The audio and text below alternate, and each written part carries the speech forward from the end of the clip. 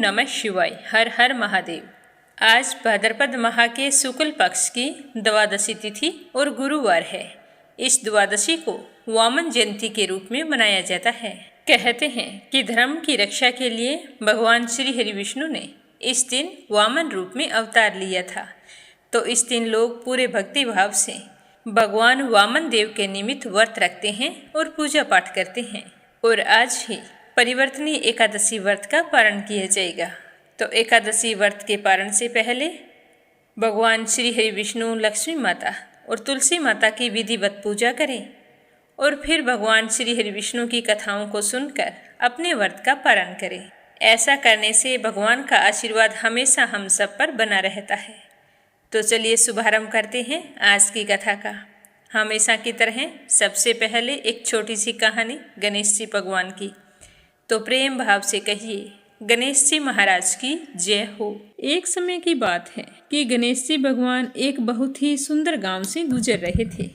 इस गांव के खेत हरे भरे थे। सुबह का समय था। ठंडी हवा का आनंद लेते हुए गणेश जी मुश्क पर सवार होकर चले जा रहे थे। इतने में वो एक खेत से गुजरे जिसमें जौ की फसल खड़ी थी। तो गणेश जी ने एक जौ की बाली तोड़ ली। फिर उसे तोड़कर देखा तो उसके अंदर 13 दाने अनाज के थे।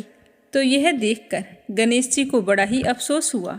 वो सोचने लगे कि मैंने बिना पूछे किसी के खेत से 13 दाने अनाज के तोड़ लिए हैं, तो यह तो चोरी हो गई। चोरी करना पाप है, पर मैंने जानबूझकर चोरी नहीं की है। तो गणेश जी उस खेत के मालिक का पता लगाने लगे। तो किसी ने गणेश जी को बताया कि यह खेत हमारे गांव के सेठ जी का है। तो गणेश जी पता लगाकर सेठ जी के दुकान पर पहुंच गए और कहा कि सेठ जी मुझे काम पर रख लो, मुझे नौकरी की ज़रूरत है। तो सेठ जी को काम वाले की ज़रूरत थी। तो सेठ जी ने उसे काम पर रख लिया। तो गणेश जी कहने लगे कि मैं आपके यहाँ 12 साल नौकरी करूँगा। तो सेठ जी ने कहा कि कोई बात नहीं, जब तक तुम्हारी इच्छा हो तुम नौकरी कर सकते हो। तुम यह बताओ तुम्हारा नाम क्या है। तो गणेश जी भगवान कहने लगे कि मेरा नाम तो गणेश है। फिर गणेश जी तो सेठ जी के यहाँ नौकरी पर लग गए। घर का सारा काम करते और समय मिलते ही खेत में काम करने के लिए चले जाते। तो सेठ जी यह देखकर बहुत ही खुश होते कि यह लड़का कितना सच्चा और ईमानदार है। काश मेरे इस तरह का एक बेटा होता। क्योंकि सेठ जी के संतान नहीं थी, इसीलिए सेठ और सेठानी बड़े ही दुखी रहा करते थे। पर सेठ जी तो गणेश जी को अपने पुत्र के समान ही प्यार करते थे। एक दिन की बात है कि सेठानी लघु शंका के लिए गई और आकर राख से हाथ धोने लगी। तो यह देखकर गणेश जी ने सेठानी का हाथ पकड़ लिया और मिट्टी से हाथ धुलवा दिया। तो यह देखकर सेठानी को बहुत ही गुस्सा आया। जाकर सेठ जी से शिकायत की और कहा कि कैसा नौकर रखा है, उसने आज मेरा हाथ पकड़ लिया और आप पता नहीं उसकी किस बात की इतनी तारीफ करते रहते हो कि वो ईमानदार है, सच्चा है। तो सेठानी की बात सुनकर सेठ जी ने गणेश जी को बुलाया और पूछा कि बेटा गणेश, सेठानी सच बोल रही है क्या? तूने इनका हाथ पकड़ लिया, ऐसा क्यों किया? तो गणेश जी ने हाथ जोड़कर कहा कि सेठ जी, मैंने तो हाथ पकड़कर बस इतना ही कहा था कि राख से हाथ मत धोवो, क्योंकि राख से हाथ धोने पर लक्ष्मी नाराज होकर चली जाती है और मिट्टी से हाथ धोएं तो लक्ष्मी लौट आती है। तो सेठ जी सोचने लगे कि गणेश ठीक कह रहा है, इसमें कोई गलत बात नहीं है। जो कुछ भी किया हमारी भलाई के लिए किया है। ऐसा करते करते कई दिन बीत गए। थोड़े दिनों बाद कुंभ का मेला आया। तो सेठानी सेठ जी से कहने लगी कि सेठ जी, मुझे तो कुंभ के मेले में स्नान करने जाना है। तो सेठ जी कहने लगे कि मुझे तो समय नहीं है, दुकान संभालनी होती है, फिर खेत जाना होता है। यह सोचते हुए उन्होंने गणेश को आवाज़ दी और कहा कि बेटा गणेश, तुम ऐसा करो, सेठानी जी को कुंभ के मेले में स्नान करवा के लाओ। तो सेठ जी की आज्ञा पाकर गणेश सेठानी को लेकर कुंभ के मेले में चला गया। तो सेठानी तो वहां जाकर पानी को हाथ लगाकर देख रही थी कि पानी ठंडा है और आगे जाऊंगी तो पानी गहरा है, कहीं मैं डूब ना जाऊं। यह सोचकर वो किनारे पर बैठकर स्नान कर रही थी। तो गणेश जी ने उनका हाथ पकड़ा और आगे ले जाकर डुबकी लगवाकर घर ले आई। घर आते ही सेठानी ने सेठ जी से कहा कि आपने कैसा नौकर रखा है, इसने तो मेरी लोगों के बीच में ही इज्जत नहीं रखी। इतनी सारी भीड़ थी वहाँ पर उन सभी के बीच में मुझे घसीट कर पानी में आगे ले गया। तो यह सुनकर सेठ जी सोचने लगे कि गणेश ऐसा क्यों कर रहा है। उन्होंने आवाज़ लगाई कि बेटा गणेश इधर आओ, क्या सेठानी सच कह रही है? तो गणेश ने कहा कि हाँ सेठानी जी सच कह रहे हैं। इन्हीं से पूछो कि मैंने ऐसा क्यों किया। ये तो किनारे पर बैठकर गंदे पानी से स्नान कर रही थी। जब हम इतनी दूर से कुंभ के मेले में स्नान करने के लिए गए हैं तो कम से कम अच्छे पानी में जाकर डुबकी तो लगाओ। तो यह सुनकर सेठ जी फिर सोचने लगा कि गणेश जी सच कह रहा है। फिर सेठानी को समझा दिया, गणेश जी को कुछ नहीं कहा। ऐसा करते करते घर पर पूजा पाठ रखी। हवन हो रहा था तो सेठ जी ने गणेश जी से कहा कि जाओ सेठानी जी को बुला कर लाओ कि हवन शुरू होने वाला है। तो गणेश जी सेठानी को बुलाने के लिए गए तो सेठानी तैयार हो रही थी। चुनरी ओढ़कर जैसे ही गणेश जी के साथ चलने लगी तो गणेश जी ने चुनरी पकड़कर फाड़ दी और कहा कि लाल चुनरी ओढ़ कर आओ। तो सेठानी जी नाराज होकर सो गई।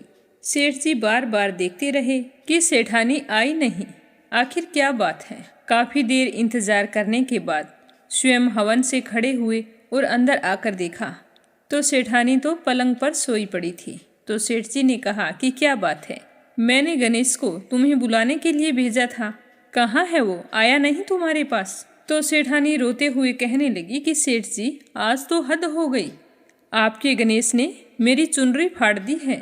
अब भी तुम यही कहोगे कि गणेश ने यह भी सही किया है। तो यह सुनते ही सेठ जी को बहुत ही गुस्सा आया और गुस्से में गणेश जी को आवाज़ लगाई। तो सेठ जी की आवाज़ सुनकर गणेश जी दौड़े दौड़े आए और कहने लगे कि सेठ जी क्या बात है। तो सेठ जी गणेश जी को डांटने लगे और कहा कि गणेश तूने आज तो हद ही कर दी, अपनी सेठानी की चुनरी फाड़ दी, तुमने ऐसी हरकत क्यों की, मुझे बताओ। तो गणेश जी कहने लगे कि सेठ जी, सेठानी जी काली चुनरी ओढ़कर हवन में बैठने वाली थी तो काले वस्त्र कभी भी पूजा पाठ में नहीं पहने जाती, इसीलिए मैंने लाल चुनरी ओढ़ने के लिए कहा था। काला वस्त्र पहनने से कोई भी शुभ काम सफल नहीं होता। तो सेठ जी फिर सोचने लगे कि गणेश जी है तो समझदार। फिर सेठानी को समझा बुझाकर हवन के लिए ले गए। ऐसा करते करते कई महीनों बीत गए। गणेश जी की नौकरी के 12 वर्ष पूरे हो गए। तो एक दिन की बात है कि सेठ जी ने अपने घर पर गणेश भगवान की पूजा रखी। तो पूजा करने के लिए पंडित आया तो वह पूजा पाठ की सारी सामग्री तैयार करके कहने लगा कि सेठ जी मैं तो मूर्ति घर पर ही भूल आया हूँ, अब क्या करें। तो गणेश जी वहीं पर खड़े थे। वो कहने लगे कि मेरे को ही मूर्ति बनाकर विराजमान कर लो, आपके सारे काम सफल हो जाएंगे। तो गणेश जी के इतना कहते ही सेठ जी को बहुत ही गुस्सा आया और वो बोले कि अब तक तो तुम सेठानी से मजाक करते थे, अब तुम मुझसे ही मजाक करने लग गए। तो गणेश जी बोले कि नहीं सेठ जी, मैं मजाक नहीं कर रहा हूँ, मैं तो सच बोल रहा हूँ। इतना कहकर गणेश जी ने अपना असली रूप धारण कर लिया। तो गणेश जी का यह रूप देखकर सेठ, सेठानी और पंडित हैरान हो गए। तो गणेश जी ने हंसकर कहा कि जल्दी से पूजा समाप्त करो। तो पूजा पाठ शुरू की गई। पूरे विधि विधान से गणेश जी की पूजा की। जैसे ही पूजा समाप्त हुई तो गणेश जी तो अंतर ध्यान हो गए। सेठ और सेठानी को बड़ा ही अफसोस होने लगा। उन्होंने कहा कि हमारे पास आज तक गणेश जी रहते रहे और हम उनसे काम करवाते रहे, हमें तो पता ही नहीं था कि ये गणेश जी भगवान हैं। अब ये पाप कैसे उतरेगा, हमने उनसे कितना काम करवाया है। तो सेठानी कहने लगी कि आपने तो काम ही करवाया था, मैंने तो गणेश जी भगवान को ना जाने कितनी डांट लगाई है। तो गणेश जी भगवान मुझसे तो ज़रूर नाराज हो गए होंगे, अब हमें क्या करना चाहिए। तो इस तरह अफसोस करते करते सेठ और सेठानी सो गए। तो गणेश जी ने सेठ जी के सपने में आकर कहा कि आप इस तरह दुखी होकर क्यों सोए हो, मैंने तुम्हारे यहाँ कोई काम नहीं किया, क्योंकि 12 साल पहले मैंने आपके खेत से जौ की बाली तोड़ी थी, उसी का कर्ज चुकाने के लिए तुम्हारे घर पर काम कर रहा था। तुम्हें अफसोस करने की कोई ज़रूरत नहीं है, मैं तो अपने चोरी का दोष उतारने के लिए आपके यहाँ आया था। आपके साथ रहकर मुझे बहुत ही अच्छा लगा। आज से तुम्हारे घर में कोई भी चीज़ की कमी नहीं रहेगी। यह बोलकर गणेश जी भगवान अंतर्ध्यान हो गए। सुबह होते ही सेठ जी ने देखा कि उनके घर करोड़ों की माया हो गई, अनाज के भंडार भर गए।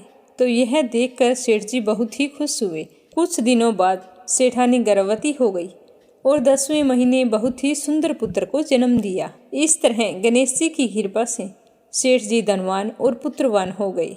हे गणेश जी महाराज, जैसे आपने सेठ जी को दिया वैसा सबको देना। कहानी कहने वाले को, सुनने वाले को और हुंकारा भरने वाले को, सारे परिवार को देना। बोलो गणेश जी महाराज की जय हो। भगवान श्री हरि विष्णु के वामन अवतार की कथा। आज भादो माह की द्वादशी तिथि है और आज के दिन भगवान श्री हरि विष्णु ने अपना 5वां अवतार वामन देव के रूप में लिया था। तो इस दिन विष्णु भक्त बड़े ही श्रद्धा भाव से व्रत रखते हैं और पूजा पाठ करके वामन देव की कथा को सुनते हैं। तो आइए अपने जीवन की मंगल कामना करते हुए सुनते हैं वामन अवतार की कहानी। इस कहानी को श्रद्धा भाव से अंत तक सुनना, क्योंकि आधी अधूरी कथा सुनना अच्छा नहीं माना जाता। भगवान विष्णु के वामन रूपी अवतार की यह कहानी बड़ी ही रोचक है, क्योंकि इस पौराणिक कथा में देवों और दैत्यों के बीच हुए युद्ध में जीत और हार के साथ साथ अपने वचन निभाने की कसौटी का बड़ी ही खूबसूरती से वर्णन किया गया है। इस कहानी में बताया गया है कि आखिर कैसे दैत्यराज महाबली ने अपने वचन को निभाने के लिए खुद को समर्पित कर दिया, और साथ ही यह भी बताया है कि भले ही उस युग में राक्षसों, असुरों और दैत्यों का आतंक था, फिर भी उनमें सत्यनिष्ठा और वचनबद्धता के गुण विद्यमान थे। तो चलिए सुनते हैं वामन देव की कथा। बोलो लक्ष्मीपति नारायण की जय हो। बोलो वामन देवता की जय हो। एक बार देव और दैत्यों के बीच जब युद्ध हो रहा था तो सभी दैत्य हार चुके थे। पराजित दैत्य इसके बाद मर्त दैत्यों को और घायलों को लेकर चले जाते थे। तो वहीं दैत्यराज बलि को इंद्रदेव घायल कर देते हैं। उस समय दैत्यों के गुरु कहे जाने वाले शुक्राचार्य संजीवनी विद्या के बल पर दैत्यराज बलि और बाकी मर्तक दैत्यों को जीवित कर देते हैं। इसके बाद में राजा बलि के लिए शुक्राचार्य एक विशाल यज्ञ का आयोजन करते हैं और अग्निदेव को प्रसन्न करके वरदान के रूप में रथ, बाण और अभेद कवच हासिल कर लेते हैं। अग्निदेव से प्राप्त किए हुए शास्त्रों के कारण दैत्य वर्ग बहुत ही ज़्यादा बलशाली हो जाता है और अपनी विशाल सेना को लेकर युद्ध के मैदान में उतर जाता है और अमरावती क्षेत्र पर आक्रमण कर देता है। यहाँ दैत्यों की बढ़ती शक्ति के संबंध में देवताओं की राजा इंद्र को सब कुछ पता होता है। इंद्रदेव यह भी जानते हैं कि दैत्यराज बलि 100 यज्ञ करने के बाद में स्वर्ग पर जीत पाने में सक्षम हो जाएगा। तो इस बात से इंद्रदेव बहुत ही भयभीत रहने लगते हैं और भगवान विष्णु की शरण में पहुँचते हैं। इंद्रदेव की सारी समस्या सुनकर विष्णु जी उन्हें सहायता करने का आश्वासन देते हैं और कहते हैं कि मैं वामन के रूप में अदिति के गर्भ से अवतार लूंगा। भगवान विष्णु आश्वासन पाकर निश्चित होकर चले जाते हैं। इधर दैत्यराज बलि देवताओं को पराजित कर देते हैं। यह देखकर महर्षि कश्यप के कहने पर माता अदिति पुत्र प्राप्ति की कामना करते हुए उपासना शुरू कर देती है। इसी उपासना के बाद भगवान विष्णु ने भाद्रपद मास के शुक्ल पक्ष की द्वादशी तिथि के दिन माता अदिति के गर्भ से वामन रूपी अवतार लिया। विष्णु जी अपने इस अवतार में ब्रह्मचारी ब्राह्मण रूप धारण करते हैं। महर्षि कश्यप उनका ऋषियों के साथ उपनयन संस्कार करते हैं। इस तरह वामन बटुक को महर्षि पुल्य, यज्ञोपवीत, अगस्त्य, मरीचरम, मरीच, पलाश का दंड, आंगिरस वस्त्र, सूर्य छत्तर, भर्गु खड़ाऊ, गुरुदेव जनेऊ तथा कमंडल, माता अदिति कोपिन, सरस्वती रुद्राक्ष की माला तथा कुबेर भिक्षा पात्र प्रदान करते हैं। सभी से कुछ न कुछ लेकर पिता से आज्ञा लेते हैं और फिर दैत्यराज बलि के पास जाते हैं। जिस समय वामन राजा बलि के पास पहुंचते हैं उस समय राजा बलि नर्मदा नदी के तट पर अपना अंतिम 100वां यज्ञ संपन्न करा रहे होते हैं। वामन अवतार लिए विष्णु जी राजा बलि से भिक्षा मांगते हैं और भिक्षा में 3 पग भूमि। तो दैत्यों के राजा बलि अपने गुरु शुक्राचार्य के मना करने के बाद भगवान विष्णु को 3 पग भूमि दान में देने का वचन देते हैं और अभिमान पूर्वक हंसते हुए कहते हैं कि आपका बोना सा कद है और आपके छोटे छोटे 3 कदम होंगे, चाहो तो ज़्यादा भूमि ले सकते हो, क्योंकि मैं तो 3 लोकों का स्वामी हूँ। अब भी सोच लो, अगर आपको ज़्यादा भूमि चाहिए तो मैं ज़्यादा दे सकता हूँ। तो वामन देव इसके लिए मना कर देते हैं और कहते हैं कि मुझे सिर्फ 3 कदम भूमि चाहिए, खुश होकर मुझे वही दान में दे दो, मेरे लिए वो सब कुछ है। तो बलि के गुरु शुक्राचार्य समझ जाते हैं कि यह कोई साधारण ब्राह्मण नहीं है। तो वो राजा बलि को समझाते हैं कि तुम ऐसी गलती मत करो, ये कोई साधारण ब्राह्मण नहीं है। लेकिन शुक्राचार्य के मना करने के बावजूद भी राजा बलि वामन देव को 3 पग भूमि दान में देने का वचन दे देते हैं। तो वामन देव अपना आकार बढ़ाने लगते हैं। इतना विशाल आकार देखकर सारे आश्चर्यचकित हो जाते हैं। तो इस तरह वामन अवतार विष्णु भगवान एक पैर में स्वर्गलोक और दूसरे में संपूर्ण पृथ्वी नाप लेते हैं। अब उनके पास तीसरा पैर रखने के लिए कोई जगह नहीं बचती। तो राजा बलि चिंतित हो उठता है कि तीसरा कदम रखने के लिए अब मैं स्थान कहाँ से लाऊं? अगर मैंने अपना वचन पूरा नहीं किया तो यह तो अधर्म हो जाएगा। सोचते सोचते राजा बलि को तीसरा स्थान मिल जाता है और वो अपना शीश विष्णु जी के आगे झुका देते हैं और कहते हैं कि प्रभु, संपत्ति से बड़ा संपत्ति का मालिक होता है, अतः आप तीसरा कदम मेरे सर पर रख दीजिए। तो वामन देव बलि की बात मानकर वैसा ही करते हैं और दैत्यराज राजा बलि को पाताल लोक में रहने का आदेश देते हैं। बलि की वचनबद्धता देखकर भगवान विष्णु अत्यंत प्रसन्न होते हैं और उससे कहते हैं कि कहो, तुम्हारी क्या इच्छा है? मैं तुम्हारी श्रद्धा भक्ति देखकर बड़ा ही प्रसन्न हुआ हूँ। तो बलि अपने वरदान में रात दिन विष्णु जी को अपने सामने रहने के लिए कहते हैं। तो भगवान विष्णु अपने वचन का पालन करते हुए पाताल लोक में दैत्यों के राजा बलि का द्वारपाल बनकर उसके सामने रहना स्वीकार कर लेते हैं। भगवान विष्णु के पाताल चले जाने के बाद में सभी देवतागण और माता लक्ष्मी चिंतित हो जाते हैं। अपने पति भगवान विष्णु को वापस लाने के लिए माता लक्ष्मी गरीब औरत का रूप धरकर राजा बलि के पास पहुंचती है और उन्हें अपना भाई मानकर राखी बांध देती है। तो राजा बलि अपनी मुंह बोली बहन से वचन मांगने को कहती है। तो गरीब औरत के रूप में माता लक्ष्मी विष्णु जी को वापस ले जाने का वचन मांग लेती है। तो यह सुनकर राजा बलि बड़े ही उदास हो जाते हैं, परंतु वे तो अपने वचनों के पक्के थे, तो विष्णु जी को जाने की आज्ञा दे देते हैं। पाताल से विदा लेते समय भगवान विष्णु राजा बलि से कहते हैं कि आज से मैं हर साल 4 महीने तुम्हारे यहाँ आकर निवास करूँगा, जिसके अनुसार वह आषाढ़ शुक्ल पक्ष की एकादशी से कार्तिक शुक्ल पक्ष की एकादशी तक पाताल लोक में रहते हैं। इस अवधि काल को योग निद्रा के नाम से जाना जाता है और इन 4 महीनों के बीच में एक बार करवट लेते हैं। वह भादो माह के शुक्ल पक्ष की एकादशी तिथि होती है, इसीलिए उस एकादशी को परिवर्तनी एकादशी के नाम से जाना जाता है। परिवर्तनी एकादशी के दूसरे दिन वामन देव के रूप में विष्णु जी ने अवतार लिया था, तो इस दिन को वामन जयंती के रूप में मनाया जाता है। इस दिन श्रद्धा भाव से व्रत रखकर वामन अवतार की पूजा करके व्रत कथा सुनते हैं, तो भगवान श्री हरि विष्णु हमारी सारी मनोकामनाएं पूर्ण करते हैं। आज गुरुवार को भगवान श्री हरि विष्णु की कृपा पाने के लिए अपने सुनते हैं भगवान श्री हरि विष्णु की परम भक्त एक कन्या की कहानी। प्राचीन काल की बात है। एक ब्राह्मण रहता था। वह बहुत ही निर्धन था। उसके कोई संतान नहीं थी। उसकी पत्नी बहुत ही मलिनता के साथ रहती थी। वो ना तो कभी स्नान करती और ना ही कभी किसी देवता का पूजन किया करती थी और ना ही कभी किसी के मंदिर जाकर भजन कीर्तन किया करती थी। अपनी पत्नी का इस तरह का रहन सहन देखकर ब्राह्मण देवता बड़े ही दुखी रहते थे। अपनी पत्नी को कई बार समझाने की कोशिश की, परंतु उस पर अपने पति की बातों का कोई असर नहीं होता था। इसी तरह समय बीतता गया। भगवान की कृपा से ब्राह्मण के घर एक कन्या रूपी रतन ने जन्म लिया। कन्या बहुत ही सुंदर थी। बड़ी होने पर वह सुबह जल्दी उठकर स्नान करती, फिर भगवान विष्णु के जाप करती और गुरुवार के व्रत किया करती थी। अपने पूजा पाठ को समाप्त करके जब भी वह विद्यालय जाती तो अपनी मुट्ठी में जौ भर के ले जाती और पाठशाला के मार्ग में डालती जाती, तो वे जौ सोने के हो जाते।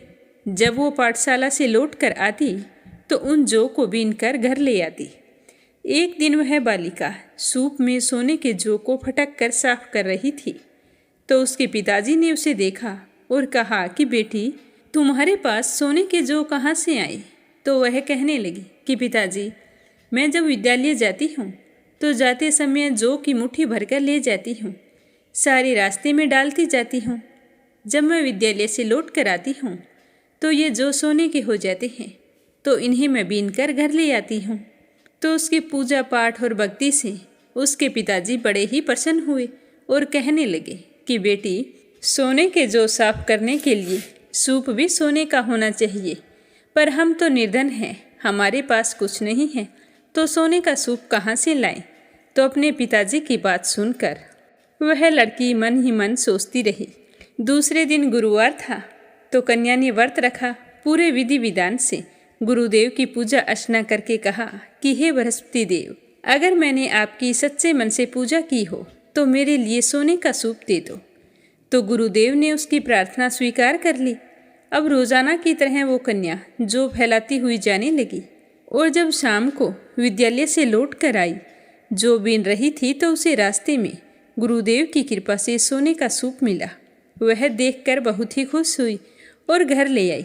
घर लाकर अपने पिताजी को दिखाया तो उसके पिताजी कहने लगे कि बेटा, यह सब भगवान श्री हरि विष्णु का आशीर्वाद है। अपनी बेटी की पूजा पाठ और भक्ति देखकर उसकी माँ पर कोई असर नहीं हुआ, उसकी माँ का तो वही ढंग रहा। एक दिन की बात है, वह कन्या सोने के सूप में जो साफ कर रही थी तो उसी समय उस शहर का राजपुत्र वहाँ से होकर निकला। तो उस कन्या पर जैसे ही उसकी नज़र पड़ी तो उसके रूप और कार्य को देखकर वो मोहित हो गया और अपने घर आकर भोजन तथा जल का त्याग करके उदास होकर लेट गया। जब राजा को इस बात का पता चला तो वो अपने बेटे के पास आए और बोले कि बेटा, तुम्हें किस बात का कष्ट है? तुमने आज भोजन नहीं किया और ना ही पानी पिया है। क्या किसी ने तेरा अपमान किया है या फिर कोई और कारण है? मुझे बताइए, मैं वही काम करूँगा जिससे मेरे बेटे को खुशी हो। तो राजा की बात सुनकर राजकुमार कहने लगा कि पिताजी, मुझे आपकी कृपा से किसी बात का दुख नहीं है और ना ही मेरा किसी ने अपमान किया है, परंतु मैं तो उस लड़की से विवाह करना चाहता हूँ जो सोने के सूप में जो साफ कर रही थी। यह सुनकर राजा आश्चर्य में पड़ गया। सोचने लगा कि इस नगर में ऐसी लड़की कहाँ हो सकती है जिसके पास सोने का सूप और सोने के ही जो हैं। तो इस प्रकार सोचते हुए राजा ने अपने बेटे से कहा कि बेटा, ऐसी कन्या का पता तुम ही लगाओ। मैं तुमसे वादा करता हूँ कि तुम्हारा विवाह उस लड़की के साथ अवश्य करवा दूंगा। तो राजकुमार ने उस लड़की के घर का पता बतला दिया। तो पता सुनकर राजा अपने मंत्री को लेकर उस लड़की के घर गए और ब्राह्मण देवता को सारा हाल बताया। ब्राह्मण देवता से कहा और कहने लगे कि हे ब्राह्मण देव, आपकी बेटी का विवाह मैं मेरे राजकुमार के साथ करना चाहता हूँ। तो यह सुनकर ब्राह्मण देव तो बहुत ही खुश हुए और अपनी बेटी का विवाह करने के लिए तैयार हो गए। फिर शुभ मुहूर्त देखकर विधि विधान के साथ ब्राह्मण की कन्या और राजकुमार का विवाह हो गया। कन्या के घर से जाते ही ब्राह्मण के घर पहले की भांति गरीबी का निवास हो गया। अब भोजन के लिए भी अन्न बड़ी मुश्किल से मिलता था। एक दिन दुखी होकर ब्राह्मण देवता अपनी पुत्री के पास गए। तो जैसे ही उसकी पुत्री को पता चला कि उसके पिताजी मिलने के लिए आए हैं तो वह बहुत ही खुश हुई और जल्दी जल्दी अपने पिताजी से मिलने के लिए आई। लेकिन जब अपने पिताजी की हालत को देखा, उनकी दुखी अवस्था को देखकर वह बहुत ही दुखी हुई और कहने लगी कि पिताजी, आप ठीक तो हैं? माँ के क्या हाल हैं? तो उसके पिताजी ने सारा हाल कह सुनाया। तो उस ब्राह्मण की बेटी ने बहुत सारा धन देकर अपने पिता को विदा कर दिया। तो इस तरह ब्राह्मण का कुछ समय सुखपूर्वक व्यतीत हुआ। फिर वही हाल हो गया। ब्राह्मण फिर अपनी कन्या के यहाँ गया और सारा हाल कहा। तो वह लड़की कहने लगी कि हे पिताजी, आप माताजी को यहीं लेकर आओ, मैं उन्हें पूजा पाठ की विधि बता दूंगी जिससे आपकी गरीबी दूर हो जाएगी। तो यह सुनकर ब्राह्मण देव अपने घर गए और अपनी पत्नी को साथ लेकर अपनी बेटी के ससुराल पहुँचे। तो ब्राह्मण की बेटी अपनी माँ को समझाने लगी कि माँ, तुम सुबह जल्दी उठा करो, उठकर सबसे पहले स्नान करके भगवान श्री हरि विष्णु का विधि पूर्वक पूजन किया करो और तुलसी के पौधे में जल सिंचा करो। ऐसा करने से तुम्हारी सारी दरिद्रता दूर हो जाएगी। भगवान के आशीर्वाद से आप भी सुखी और संपन्न हो जाएंगे। परंतु उसकी माँ ने अपनी बेटी की एक भी बात नहीं मानी वह तो सुबह जल्दी उठी और अपनी पुत्री के बच्चों की जूठन को खा लिया। जब उसकी बेटी ने अपनी माँ को इस तरह से जूठन खाते देखा तो बहुत ही गुस्सा आया और उसी शाम को एक कमरे में से खाने पीने का सारा सामान बाहर निकाल दिया और कहा कि माँ, आज आप इस कमरे में सो जाना। तो उसकी माँ उसी कमरे में सो गई। सुबह जल्दी उठी तो देखा कि खाने पीने के लिए कोई भी सामान नहीं था। तभी उसकी बेटी कमरे में आई और कहने लगी कि माँ, जाओ आप पहले स्नान कर लो, मैंने आपके लिए गर्म पानी रख दिया है। तो बेटी की बात सुनकर उसकी माँ बेमन से स्नान करके आई तो उसकी बेटी ने उसे घर के मंदिर में ले जाकर घी का दीपक जलाया और विष्णु भगवान की कथा कही, जिसको सुनने से उसकी माँ की बुद्धि ठीक हो गई और उसके मन में धर्म कर्म की रुचि पैदा हो गई। अब वह तो प्रत्येक गुरुवार का व्रत रखने लगी। तो गुरुवार के व्रत करने से ब्राह्मणी पर विष्णु देव की कृपा हुई। विष्णु भगवान की कृपा से वो धनवान और पुत्रवान हो गई। अपनी बेटी की सूझबूझ और समझदारी देखकर ब्राह्मण देवता बहुत ही खुश हुए। इस तरह दोनों पति पत्नी अपने जीवन के समस्त सुखों का भोग करते हुए अंत में बैकुंठ धाम को गए। हे विष्णु भगवान, जो भी आपका व्रत रखे, कथा कहे या सुने, उसकी सारी मनोकामनाएं पूर्ण करना, अन्न धन के भंडार भरना, सुख सौभाग्य का वास करना। बोलो बृहस्पति देवता की जय हो, बोलो विष्णु भगवान की जय हो। अगली कहानी सुनेंगे राजा अम्बरीश की। राजा अम्बरीश भगवान श्री हरि के परम भगत थे। उनके पास खूब धन दौलत था। सातों द्वीप, अचल संपत्ति और अतुल ऐश्वर्य के शासक होने के बाद भी इन सब चीज़ों को वो सपने के समान समझते थे। राजा अम्बरीश का मानना था कि जिस धन वैभव के लोभ में पड़कर मनुष्य घोर नरक में जाता है, वह केवल 4 दिन की चांदनी होती है। राजा अम्बरीश का भगवान श्री कृष्ण में और उनके प्रेमी साधुओं में परम प्रेम था। उन्होंने अपने मन को श्री कृष्ण के चरणों में और वाणी को भगवान के गुणों का गान करने में, हाथों को श्री हरि के मंदिर में मार्जन में और अपने कानों को भगवान की मंगलमयी कथा के सुनने में लगा रखा था। उन्होंने अपने नेत्रों को श्री हरि के विग्रह व मंदिरों के दर्शन में, नासिका को उनके चरण कमलों पर चढ़ी श्रीमती तुलसी की दिव्य गंध में और जीवा को भगवान के प्रति अर्पित निवेद प्रसाद में संलग्न कर दिया था। राजा अम्बरीश के पैर भगवान के क्षेत्र आदि की पैदल यात्रा करने में लगे रहते थे और वे सिर से भगवान श्री कृष्ण के चरण कमलों की वंदना किया करते थे। इस प्रकार उन्होंने अपने सारे कर्म यज्ञ पुरुष इंद्रियातीत भगवान के प्रति उन्हें सर्वात्मा एवं सर्वरूप समझकर समर्पित कर दिए थे और भगवत ब्राह्मणों की आज्ञा के अनुसार ही वे इस पृथ्वी पर शासन करते थे। तो इस तरह राजा अम्बरीश की अनन्य प्रेममयी भक्ति से प्रसन्न होकर भगवान ने उनकी रक्षा के लिए सुदर्शन चक्र को नियुक्त किया था, जो हमेशा राजा अम्बरीश की रक्षा के लिए तैयार रहता था। एक समय की बात है, राजा अम्बरीश अपनी पत्नी के साथ भगवान श्री कृष्ण की आराधना करने के लिए 1 वर्ष तक द्वादशी प्रधान एकादशी व्रत करने का नियम लिया था। व्रत की समाप्ति होने पर कार्तिक महीने में उन्होंने 3 रात का उपवास किया और एक दिन यमुना जी में स्नान करके भगवान श्री कृष्ण की पूजा करके पहले ब्राह्मणों को भोजन करवाया, फिर सुसज्जित गौएं उन ब्राह्मणों के घर भेज दी। इस तरह से ब्राह्मण देवताओं को अच्छी तरह खुश करके उनसे आज्ञा लेकर व्रत के पारण की तैयारी करने लगे। तो उसी समय ऋषि दुर्वासा वहां पर पहुंच गए, जो श्राप और वरदान देने में माहिर थे। ऋषि दुर्वासा को देखते ही अम्बरीश उठकर खड़े हो गए, आसन देकर उन्हें बैठाया और विविध सामग्रियों से उनके चरणों में प्रणाम करके भोजन के लिए प्रार्थना की। दुर्वासा जी ने राजा अम्बरीश की प्रार्थना स्वीकार कर ली और कहने लगे कि भोजन तो मैं करूँगा, पर पहले स्नान करके आऊँगा। तो वह नदी तट पर चले गए। वहाँ पर ब्रह्मा जी का ध्यान करते हुए यमुना के पवित्र जल में स्नान करते रहे और उधर राजा अम्बरीश के पारण का समय बीतता जा रहा था। द्वादशी केवल 1 घड़ी भर की शेष रह गई थी। तो राजा अम्बरीश तो धर्म संकट में पड़ गए।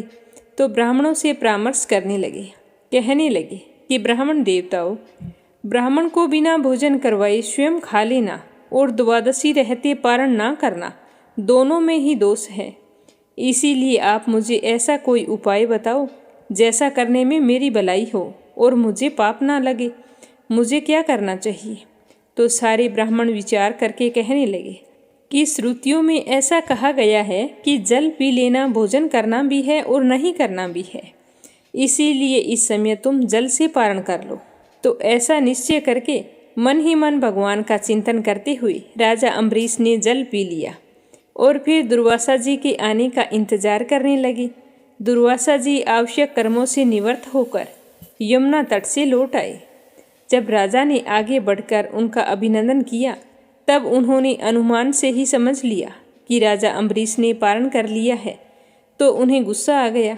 उस समय दुर्वासा जी बहुत भूखे थे, तो वो क्रोध से थर थर कांपने लगे और उन्होंने हाथ जोड़कर खड़े राजा अम्बरीश से कहा, अरे इसे देखो तो सही, यह कितना क्रूर है, धन के मद में मतवाला हो रहा है।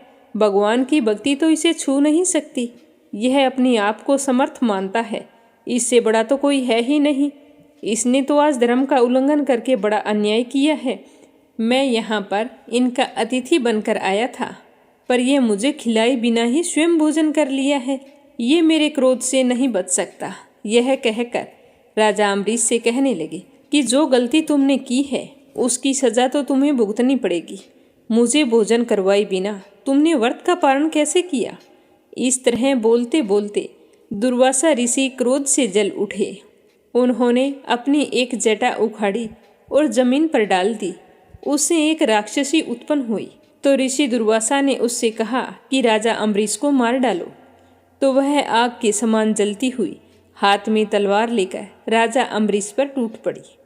परम पुरुष परमात्मा ने अपने सेवक की रक्षा के लिए पहले ही सुदर्शन चक्र को नियुक्त कर रखा था। तो जैसे आग क्रोध से गुर्राते हुए सांप को भस्म कर देती है, वैसे ही सुदर्शन चक्र ने दुर्वासा जी की कृत्या को जलाकर ढेर कर दिया।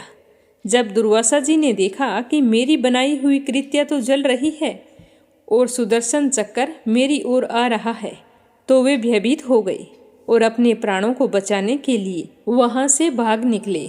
अब आगे आगे ऋषि दुर्वासा और पीछे पीछे सुदर्शन चक्र। तो दुर्वासा ऋषि भागते भागते आकाश, पृथ्वी, अतल वितल आदि नीचे के लोक, समुंदर, लोकपाल और उनके द्वारा सुरक्षित लोकों में एवं स्वर्ग लोक तक पहुंच गए। पर सुदर्शन चक्र उनके पीछे लगा ही रहा। तो इस तरह चक्कर को अपने पीछे लगा हुआ देखकर ऋषि दुर्वासा डर गए। जब ऋषि दुर्वासा को अपनी रक्षा करने वाला कोई भी दिखाई नहीं दिया, तो वो अपने प्राण बचाने के लिए देव शिरोमणि पितामह ब्रह्मा जी के पास गए और बोले कि पितामह, आप तो स्वयंभू हैं, आप इस तेजोमय चक्कर से मेरी रक्षा कीजिए। तो पितामह ने कहा कि दुर्वासा जी, मैं, शंकर जी, दक्ष, भृगु आदि प्रजापति, भूतेश्वर आदि सब जिनके बनाए नियमों में बंधे हैं तथा जिनकी आज्ञा शिरोधार्य करके हम लोग संसार का हित करते हैं, उनके भगत के द्रोही को बचाने में हम समर्थ नहीं हैं। जब पितामह ने इस प्रकार से दुर्वासा जी को निराश कर दिया, तो वो भगवान के चक्कर से डरे हुए कैलाशवासी भगवान शंकर की शरण में गए। तो शंकर जी से जाकर रक्षा की गुहार लगाई। तो शंकर जी ने कहा कि दुर्वासा जी, जिनसे पैदा हुए अनेकों ब्रह्मांडों में हमारे जैसे हजारों चक्कर काटते हैं, यह चक्कर उन्हीं विश्वेश्वर का शस्त्र है। तो अपनी जान बचाने के लिए आप उन्हीं की शरण में जाओ। विष्णु भगवान ही तुम्हारा मंगल कर सकते हैं। तो शंकर जी की बात सुनकर निराश होकर दुर्वासा जी श्री हरि के परम धाम बैकुंठ की ओर भाग पड़े। ऋषि दुर्वासा भगवान के चक्कर की आग से जल रहे थे। वे बैकुंठ पहुँचते ही भगवान के श्री चरणों में गिर पड़े। उन्होंने कहा कि हे अच्युत, हे अनंत, आप संतों के एकमात्र इच्छित हैं, प्रभु, संपूर्ण जगत के जीवनदाता। मैं अपराधी हूँ, आप मेरी रक्षा कीजिए। आपका परम प्रभाव ना जानने के कारण मैंने आपके प्यारे भक्त का अपराध किया है। प्रभु, आप मुझे बचाइए। तो श्री भगवान जी बोले कि दुर्वासा जी, मैं तो सर्वथा भक्तों के अधीन हूँ।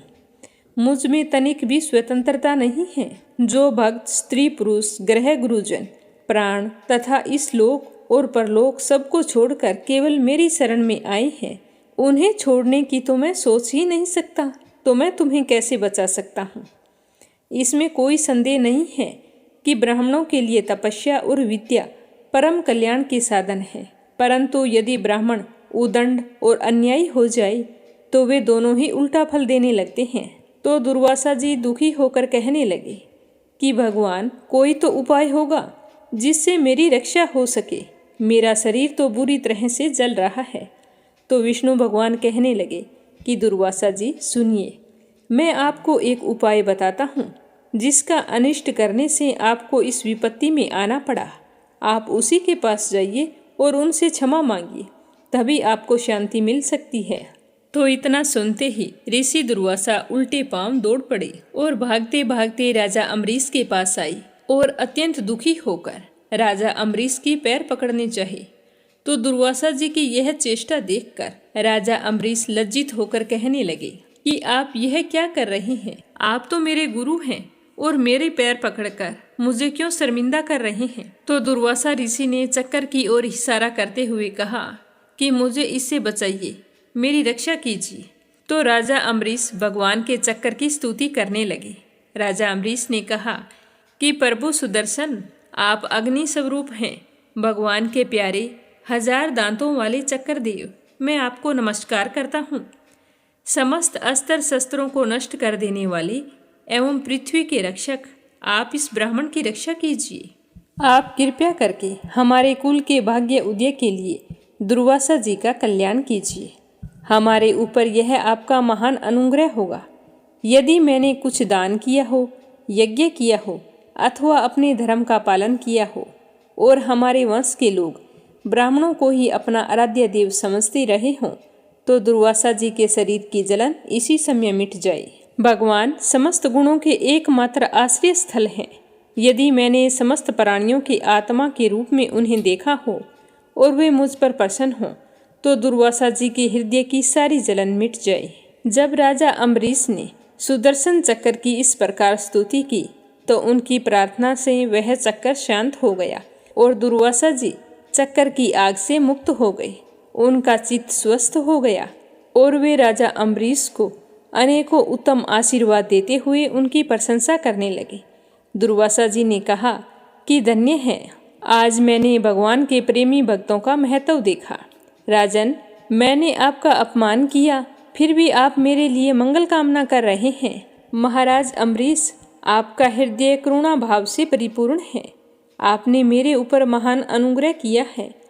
आपने मेरे अपराध को भुलाकर मेरी रक्षा की है। जब से ऋषि दुर्वासा के पीछे वो सुदर्शन चक्र पड़ा था और वो अपने जीवन की रक्षा के लिए भाग रहे थे, तो सभी देवी देवताओं के पास जाकर राजा अम्बरीश के पास लौट कर आए। तब तक 1 साल का समय व्यतीत हो चुका था। फिर भी राजा अम्बरीश ने भोजन नहीं किया था। वे ऋषि दुर्वासा के लौटने का इंतजार कर रहे थे। तो उन्होंने दुर्वासा जी के चरण पकड़ लिए और उन्हें प्रसन्न करके विधि पूर्वक भोजन करवाया। तो यह देखकर दुर्वासा ऋषि बहुत ही खुश हुए। राजा अम्बरीश के गुणों की प्रशंसा करते हुए उनसे अनुमति लेकर आकाश मार्ग से प्रस्थान कर गए। इस तरह ऋषि दुर्वासा के प्रसन्नता पूर्वक चले जाने के बाद में राजा अम्बरीश ने अपने परिवारजनों के साथ बड़े ही प्रेम पूर्वक भोजन किया। कुछ साल बीतने के बाद में राजा अम्बरीश अपने ही समान भक्त पुत्रों पर राज्य का भार छोड़कर स्वयं वन में चले गए। वहाँ वे बड़ी ही धीरता के साथ आत्म स्वरूप भगवान में अपना मन लगाकर गुणों के प्रवाह रूपी संसार से मुक्त हो गए। भगवान श्री हरि विष्णु के परम भक्त राजा अम्बरीश की इस कथा को द्वादशी के दिन सुनने पर भगवान श्री हरि विष्णु बहुत ही प्रसन्न होते हैं और अपने भक्तों पर हमेशा अपना आशीर्वाद बनाए रखते हैं। बोलो विष्णु भगवान की जय हो। अब अपने सुनते हैं स्कंद पुराण का आगे का अध्याय। बोलो स्कंद पुराण की जय हो। बोलो शिव परिवार की जय हो। जैमिनी जी कहते हैं कि ब्राह्मण की बात सुनकर सबर ने अविनाशी भगवान विष्णु का ध्यान करते हुए कहा कि हे ब्राह्मण, कि हमने पहले से भी इस समाचार को सुन रखा है कि इस तीर्थ में राजा इंद्रधुमन निवास करेंगे। तो आइए अपने चलते हैं पर्वत के ऊपर की भूमि पर। ऐसा कहकर सबर ब्राह्मण को उसी मार्ग से गहन वन में ले गया। ऊपर चढ़कर शिलाखंडों के कारण ऊंची नीची भूमि पर एक ही मनुष्य के चलने योग्य रास्ता था, तो वे दोनों आगे पीछे चल रहे थे। वह रास्ता कांटों से भरा होने के कारण अति दुर्गम हो रहा था। वहां प्राय अंधकार छाया रहता था। सबर वाणी द्वारा बोल बोलकर ब्राह्मण को रास्ते का परिचय कराता चल रहा था। इस प्रकार दोनों 4 घड़ी तक चलकर रोहिणी कुंड के तट पर पहुंच गए। वहां पहुंचकर रोहिणी कुंड को देखकर सबर ने कहा कि हे द्विज श्रेष्ठ, यह रोहिणी नामक कुंड है, जो समस्त जिलों की उत्पत्ति का कारणभूत महातीर्थ है। यहाँ स्नान करके मनुष्य बैकुंठ धाम में चला जाता है। इसके पूर्व भाग में यह महान कल्पवट है, जिसकी छाया में जाकर मनुष्य ब्रह्म हत्या का भी नाश कर देता है। इन दोनों के मध्य भाग में जो कुंज है, उसमें वेदांत प्रतिपादित साक्षात भगवान जगन्नाथ जी विराजमान हैं। इनका भी दर्शन कीजिए। इनका दर्शन करके व्यक्ति समस्त पाप राशि का विनाश कर डालता है। इसके बाद वह इस सोच को सदा के लिए त्याग देता है कि मैं भव सागर में पड़ा हूँ। तब विद्वान ब्राह्मण विद्यापति ने प्रसन्नचित होकर उस कुंड में स्नान किया और दूर से ही मन, वाणी एवं मस्तक द्वारा भगवान को प्रणाम करके बड़े ही खुश होते हुए मीठी वाणी बोलकर भगवान की स्तुति करने लगे कि हे प्रभु, आप प्रकृति और पुरुष से सर्वथा अतीत पुरुषोत्तम हैं, सर्वव्यापी एवं परात्पर हैं। इस चराचर जगत को भिन्न भिन्न अवस्थाओं में परिणित करने वाले आप ही हैं। परमार्थ स्वरूप परमेश्वर, आपको नमस्कार है। हे जगतपति, श्रुति, स्मृति, पुराण और इतिहास द्वारा प्रतिपादित समस्त कर्मों से एकमात्र आपकी ही आराधना होती है। जिनके चरण कमलों के संयोग से सर्व तीर्थ में गंगा सब लोगों को पवित्र करती है, उस परम पावन भगवान श्री हरि को नमस्कार है, जिसके अंशभूत आनंद को पाकर संपूर्ण संसार के प्राणी आनंदमय होकर जीवन धारण करते हैं। और समस्त पापों से रहित उन ब्रह्म स्वरूप भगवान श्री हरि विष्णु को नमस्कार है। हे प्रभु, आप निर्मल स्वरूप, कल्याण रूप, सब प्रकार की आसक्ति से रहित तथा विश्व साक्षी हैं। आपको नमस्कार है। आपके असंख्य चरण, नेत्र, मस्तक, मुख और भुजाएं हैं। आप सबको जीतने वाले हैं। सभी जीव आपके ही स्वरूप हैं। आप सर्वरूपी परमात्मा को नमस्कार है। हे भगवान, इस संसार में चक्कर लगाने के कारण मैं रोग और शोकों से बहुत पीड़ित हो गया हूँ और आपके युगल चरणार बिंदों की शरण में आया हूँ। आप इस सांसारिक दुख समुदाय से मेरा उद्धार कीजिए। प्रणव रूपी देवेश्वर भगवान विष्णु का इस प्रकार स्तवन करके उनके चरणों में मस्तक झुकाकर विद्यापति ब्राह्मण विष्णु के आगे प्रणव मंत्र का जप करने लगे। जप के अंत में सबर ने कहा कि हे ब्राह्मण, इस समय आप भगवान का दर्शन पाकर कृतार्थ हो गए। दिन बीत गया है। आप बहुत ही थके मांदे और भूखे प्यासे हैं। आप ऐसा कीजिए, मेरे साथ घर चलिए। इस घोर वन में हिंसक जंतुओं का निवास है, इसीलिए हमारा अब यहाँ ठहरना उचित नहीं है। जब तक सूर्य की किरणों का प्रकाश है, तब तक ही हम लोगों को अपने घर पहुँच जाना चाहिए। ऐसा कहकर ब्राह्मण के साथ सबर शीघ्रतापूर्वक अपने आश्रम को लौट आया। ब्राह्मण भी आनंद सागर भगवान जगन्नाथ के ध्यान में डूबे हुए थे, अतः उन्हें भूख, प्यास और थकावट से प्राप्त होने वाले दुखों का भान भी नहीं रहा। वो तो मन ही मन बड़े खुश हो रहे थे। भगवत चिंतन में संलग्न होने से उनकी अपने शरीर में कोई आस्था नहीं रही थी। वे शरीर स्थिति से ऊपर उठ चुके थे, इसीलिए कंटक राशि से व्याप्त शिलाखंडों के ऊंचे नीचे दुर्गम मार्ग में चलते हुए कष्ट का अनुभव भी नहीं कर रहे थे। सबर के घर पहुंचने पर सबर ने ब्राह्मण अतिथि को नाना प्रकार के पवित्र दिव्य पदार्थ देकर भली भांति उनका पूजन किया। उसके बाद सबर के द्वारा दिए हुए राजोचित उपचारों से पूरी तरह से तृप्त होकर ब्राह्मण को बड़ा ही आश्चर्य हुआ। उन्होंने हैरान होकर कहा कि हे साधो, तुमने मेरे सत्कार के लिए जो ये अलौकिक वस्तुएं समर्पित की है, उन सब का दर्शन तो बड़े बड़े राजाओं ने भी नहीं किया, फिर तुम कैसे लाई? तुम्हारे घर में ऐसी दिव्य वस्तुओं का संग्रह बड़ी आश्चर्य की बात है। मैं जानना चाहता हूँ। तो ब्राह्मण की बात सुनकर सबर ने कहा कि हे ब्राह्मण, इंद्र आदि देवता प्रतिदिन दिव्य उपचार लेकर जगन्नाथ जी की पूजा करने के लिए आते हैं। पूजा करके भक्ति पूर्वक स्तुति और नमस्कार करते हैं। फिर गीत, वाद्य और नृत्य के द्वारा भगवान को संतुष्ट करके अपने स्थान को लौट जाते हैं। ये सब दिव्य पदार्थ जगन्नाथ जी के प्रसाद हैं, जो मैंने आपको अर्पित किए हैं। भगवान के इस प्रसाद को खाकर हम लोगों के रोग और बुढ़ापे का नाश हो गया है। जिसके सेवन से मनुष्य मोक्ष का भागी होता है, उस प्रसाद का यदि ऐसा प्रभाव हो तो यह कोई आश्चर्य की बात नहीं हो सकती। तो भगवत प्रसाद का यह दुर्लभ प्रभाव सुनकर ब्राह्मण के शरीर में रोमांच हो आया। आनंद के आंसुओं से उनकी आंखें बंद हो गई और उन्होंने अपने को कृतार्थ मानते हुए कहा कि अहो, यह सबर कुल में उत्पन्न मनुष्य प्रतिदिन अविनाशी परमात्मा का दर्शन करता है और उनके प्रसाद स्वरूप दिव्य भोग का उपभोग करता है। इस पृथ्वी पर चराचर जगत में इसके समान भाग्यवान मैंने तो कोई दूसरा नहीं देखा। इसके साथ मित्रता करके मैं भी इसी वन में निवास करूंगा। इस प्रकार दीर्घ काल तक विचार करके भगवान विष्णु में मन लगाए रहने वाले उस ब्राह्मण ने सबर से कहा कि यदि तुम्हें मुझ पर अनुग्रह है तो मैं तुम्हारे साथ मित्रता करना चाहता हूँ। यह मेरे मन का महान निश्चय है। बड़े भाग्य से तुम्हारे साथ समागम हुआ है। अब तुम्हारे प्रसाद से मैं दुस्तर भव सागर को पार कर जाऊंगा।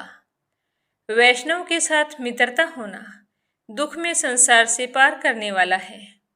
इसी को इस असार संसार सागर में सार वस्तु बताकर साधु पुरुष इसकी सराहना करते हैं। तुम जैसे मित्र के साथ से कमल के समान नेत्रों वाले शंख चक्र गदाधारी भगवान विष्णु का पुनः प्रत्यक्ष दर्शन होगा। हे मित्र, मेरे लौट जाने पर राजा इंद्रदुमन भगवान की आराधना करने के लिए यहीं आकर निवास करेंगे। उनकी यही इच्छा है। यहाँ एक विशाल मंदिर बनवाएंगे जो भगवान को प्रिय है। जगन्नाथ जी की पूजा के लिए सहस्त्रों उपचारों का प्रबंध करूंगा। यह उनकी महाप्रतिज्ञा है। तो यह सुनकर सबर ने कहा कि हे मित्र, यह भी पुरातन काल से वैसी ही बात प्रसिद्ध है जैसे कि आपने इंद्रधुमन के आगमन के संबंध में बताई है। केवल इतनी ही बात होगी कि राजा यहाँ नील माधव का दर्शन नहीं कर सकेंगे। भगवान ने यमराज से एक प्रतिज्ञा की है। उसके अनुसार वे बहुत ही जल्द सोने में बदलकर बालुका में छिपकर अदृश्य हो जाएंगे। लेकिन आपने तो अपने महान सौभाग्य के कारण ही भगवान का प्रत्यक्ष दर्शन किया है। इंद्रदुमन के आने पर निश्चय ही ये आंखों से ओझल हो जाएंगे। परंतु यह बात आपको राजा के आगे नहीं कहनी है। राजा जब यहाँ आकर भगवान को नहीं देखेंगे और अन्न जल त्याग कर मरने को तैयार हो जाएंगे, तब स्वप्न में उन्हें भगवान गदाधर का दर्शन होगा और उन्हीं के आदेश से भगवान की काष्ठमयी 4 मूर्तियों को पितामह ब्रह्मा जी के द्वारा स्थापित करके भक्ति पूर्वक उनकी पूजा करेंगे। इस प्रकार दोनों पुण्यमयी चर्चा काफी समय तक करते रहे और उसके बाद सुंदर स्थान में पल्लव बिछी हुई सैया पर सो गए। जब सुबह हुई तो दोनों ने समुद्र के जल में स्नान किया और भगवान माधव को प्रणाम करके राजा के रहने योग्य उत्तम स्थान का निश्चय करने के बाद वे दोनों वहां से लौट आए। उसके बाद मित्र से विदा लेकर ब्राह्मण रथ पर आरूढ़ होकर अवंतीपुरी को चल पड़े।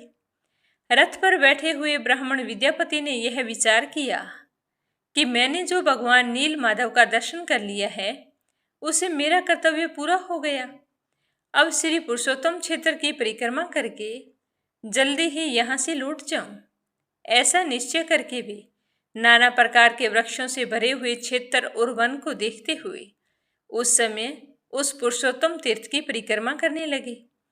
परिक्रमा पूरी करके भगवान का ध्यान करते हुए बिना खाए पिए वहां से चल पड़े और संध्या होते होते अवंतीपुरी में पहुंच गए। दूतों ने महाराज को उनके लौटने का समाचार सुनाया तो जब महाराज इंद्रधुमन को पता चला कि विद्यापति ब्राह्मण लौट आए हैं तो वो बहुत ही खुश हुए। वे भगवान जनार्दन की पूजा करके विद्वान ब्राह्मणों के साथ बड़ी ही प्रसन्नता पूर्वक बैठ गए और विद्यापति के आगमन की प्रतीक्षा करने लगे। और उसी समय प्रवेश मार्ग बताने वाले छड़ीदार सिपाहियों और द्वारपालों द्वारा सूचित किए हुए रास्ते से पूर्ववासियों के साथ ब्राह्मण विद्यापति ने भगवान नील माधव की प्रसाद स्वरूप सुंदर माला हाथ में लेकर राजा के आगे दरबार में प्रवेश किया। उन्हें देखकर राजा सिंहासन से उठ खड़े हुए और कहने लगे कि हे जगदीश, प्रसन्न होइए। ऐसा कहते हुए उनके समीप गए। तत्पश्चात कहने लगे कि आज मेरा जीवन, जन्म और कर्म दोनों ही दृष्टियों से सफल हो गया है, क्योंकि इस समय मैं यहाँ प्रसाद माला के रूप में साक्षात माधव का दर्शन कर रहा हूँ।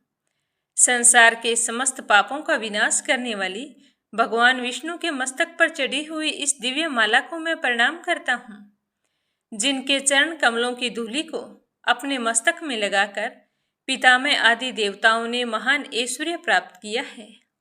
उन भगवान विष्णु के श्री अंगों में लगे हुए उज्जवल अंगराग से संयुक्त पुष्पों की आधारभूत इस माला को मैं प्रणाम करता हूँ। हे नीलांचल के शिखर को विभूषित करने वाले पाप हरि हरि, आपकी जय हो। शरणागतों की पीड़ा दूर करने वाले श्रीमन नारायण, मैं आपकी शरण में आया हूँ, आप मेरा उद्धार कीजिए। तो इस तरह स्तुति करते समय राजा इंद्रधुमन की आंखों में खुशी के आंसू छलक आए। उसके बाद राजा इंद्रधुमन ने धरती पर अपना माथा टेक कर भगवान को प्रणाम किया। उस समय उनके अंग अंग में रोमांच हो आया। वे विद्यापति ब्राह्मण भी समस्त पापों से रहित होकर भगवान माधव का ध्यान करते हुए राजा के सम्मुख उपस्थित हुए और कहने लगे कि अपने तेज से संपूर्ण लोगों के पापों का निवारण करने वाले बुद्धिमान नीलांचल शिखर निवासी भगवान श्री माधव आप पर अनुग्रह करे। इस तरह कहकर विद्यापति ने वह माला राजा इंद्रधुमन के गले में डाल दी। राजा ने भी उठकर अपने हृदय में लटकती हुई माला को देखकर ऐसा माना कि इसके रूप में साक्षात लक्ष्मीपति मेरे हृदय में आकर बस गए हैं। फिर दोनों हाथ जोड़कर अपने माथे पर रखकर उन्होंने कुछ देर के लिए अपने नेत्र बंद कर लिए और आनंद के आंसू बहाते हुए रूंधे हुए गले से श्री हरि का स्तवन करने लगे। कहने लगे कि समस्त संसार की सृष्टि, पालन और संहार रूपी शिल्प के कारीगर आपकी जय हो। आपके संसार रूपी रोम रोम में लीला से ही असंख्य ब्राह्मणों का भार धारण करने वाले नारायण आपकी जय हो। हे प्रभु, आप सबके अंतर्यामी तथा शरणागतों का दुख दूर करने वाले हैं। ब्रह्मा, इंद्र तथा रुद्र आदि देवताओं के मुकुट से आपके चरणार बिंदों की विचित्र शोभा होती है। आप दीनों, अनाथों और विपत्तिग्रस्त प्राणियों की रक्षा में हमेशा तैयार रहते हैं। अकारण करुणा और ऋणाल्य अपराध पर आपकी जय हो। जगन्नाथ भक्त वत्सल, मैं अनादिकाल से भ्रम में भटकने वाला दीन मनुष्य आज एकमात्र आपकी शरण में आया हूँ, आप मेरी रक्षा करें। तो इस प्रकार स्तुति करके राजा अपने आसन पर बैठ गए। उस समय गृहस्थ, ब्रह्मचारी, वानप्रस्थ और सन्यासी सब उन्हें घेरे हुए खड़े थे। 18 विद्याओं में कुशल यज्ञकर्ता ब्राह्मण के साथ राजा ने बहुत आदरपूर्वक विद्यापति का पूजन किया और अपने सामने चौकी पर बैठाकर उनका कुशल क्षेम पूछा। पुरुषोत्तम के महात्म्य, नीलमणि विग्रहधारी भगवान विष्णु की महिमा तथा स्वरूप के विषय में भी सवाल किए। तब विद्यापति ने अपने अनुभव में आए हुए सबर द्वीप में प्रवेश से लेकर समुद्र में स्नान करने तक के पुरुषोत्तम क्षेत्र संबंधी सारा वृत्तांत पूरे विस्तार से राजा को कह सुनाया।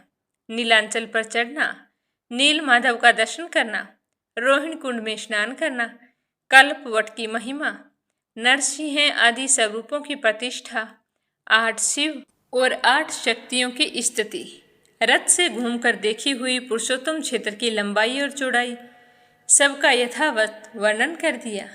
तो वह अद्भुत वृत्तांत सुनकर राजा इंद्रधुमन बहुत ही प्रसन्न हुए और कहने लगे कि हे भगवान, नीलेंद्र मणिमय विग्रह वाले भगवान विष्णु के स्वरूप का यथार्थ वर्णन कीजिए। सुनने की बड़ी ही जिज्ञासा हो रही है।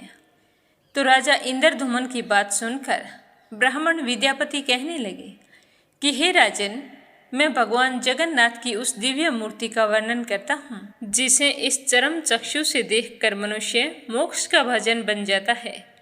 भगवान की वह मूर्ति बहुत प्राचीन तथा इंद्र नीलमणि नामक प्रस्तर की बनी हुई है। ब्रह्मा, रुद्र और इंद्र आदि देवता प्रतिदिन वहां जाकर उसकी पूजा करते हैं। यह दिव्य माला देवताओं ने ही पूजा में चढ़ाई थी। हे राजन, यह ना तो कभी मलिन होती है और ना ही इसकी खुशबू कभी कम होती है। भगवान के दिव्य उपहार में आए हुए प्रसाद के भक्षण करने से मेरे समस्त पाप क्षीण हो गए हैं और मैं देवताओं के समान अलौकिक तेज से संपन्न हो गया हूँ। क्या आप इस बात को नहीं देख रहे? महाराज, वहाँ भोग और मोक्ष दोनों एक ही साथ स्थित हैं। बुढ़ापा, रोग और शोक आदि दुखों का वहाँ अत्यंत अभाव है। उस तीर्थ में विकसित नील कमल के समान विशाल नेत्रों वाले साक्षात भगवान जगन्नाथ जी बड़े ही प्रशंसित मुद्रा में विराजमान हैं, जो शरणागतों को अमृतमय मोक्ष प्रदान करते हैं। तो ब्राह्मण विद्यापति की बात सुनकर इंद्रधुमन बड़े ही खुश और हैरान हुए। फिर कहने लगे कि हे ब्राह्मण देव, जन्म से लेकर कुछ काल पहले तक तो आप पुरुषोत्तम क्षेत्र में कभी गए ही नहीं थे। फिर आपने वहाँ के दिव्य वृत्तांत को कैसे जान लिया? तो यह सुनेंगे अपने कल के अध्याय में। आज की कथा को यहीं पर विराम देते हैं। प्रेम भाव से सुनने के लिए आप सभी का बहुत बहुत धन्यवाद। भगवान के आशीर्वाद से आपकी सारी मनोकामनाएं पूर्ण हों। बोलो स्कंद पुराण की जय हो। बोलो शिव परिवार की जय हो। अब अपने सुनते हैं लप्सी और तपसी की कहानी। बोलो लप्सी तपसी की जय हो। बहुत पुराने समय की बात है। एक गांव में एक ब्राह्मण परिवार रहा करता था। उसमें पति पत्नी के अलावा उनके 2 बच्चे थे। एक बेटा था, एक बेटी थी। ब्राह्मण दंपति बहुत ही सरल स्वभाव के थे। समय मिलने पर प्रभु का स्मरण किया करते थे। उनकी बेटी बहुत ही संस्कारी और सुशील थी, लेकिन उनका बेटा आवारा किस्म का था।